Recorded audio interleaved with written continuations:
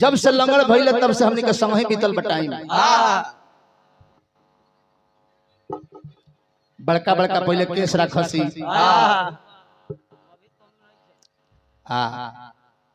माने केस जब रखस तो एक खाली इनका पेट में दर्द भइल आप रजाई ओढ़ के बेचारे सुतर रहले पलंग पर रजाई ओढ़ के सुतर रहले अब पेट में दर्द भइल का इनका घर से लोग डॉक्टर के बुलावे गए कि डॉक्टर साहब चली तनी एक आदमी के पेट में दर्द बा तनी सुई दिया जाओ डॉक्टर साहब आइले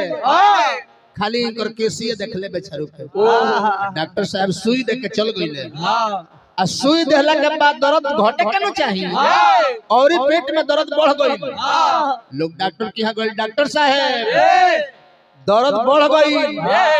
रोआ के दर्द कम करे के सुई देले के कहल गइल हो कौन सुई देनी हो तो डॉक्टर साहब कहले कि दर्द बढ़ गई रे लइकवा भी ना भइल हो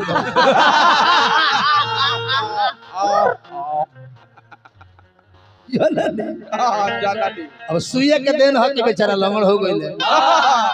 सुई रिएक्शन कर गइल पैर ना काम करेला आ तब से हमनी के समही रहनी जा आ समही खाए घर नहीं सन तो हम भागर नहीं पतलवा खान के जननी आई अपने भगवान गणेश के दरबार में चले ऊपर गीत सुन ले रही हम हंसावे लू तू ही अरे रवावे लू तू ही अच्छा कौन माई चाहत हो जे हमर लइका रोज कौन माई चाहे ले हमर लइका रो ना जी ना लइका के रोवेला तो अपना कमी से रोवेला अपना कर्तव्य से कोनो माई ना चाहे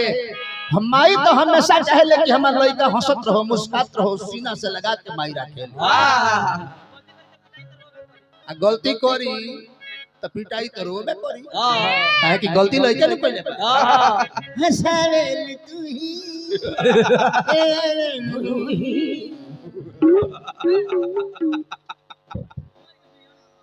लय के बिगाड़ के धरे तेरे मन होत रही हां तन ध्यान दो अरविंद भाई गौनाई का हो एगो नया लय तनी वही लय में मार दे बेटा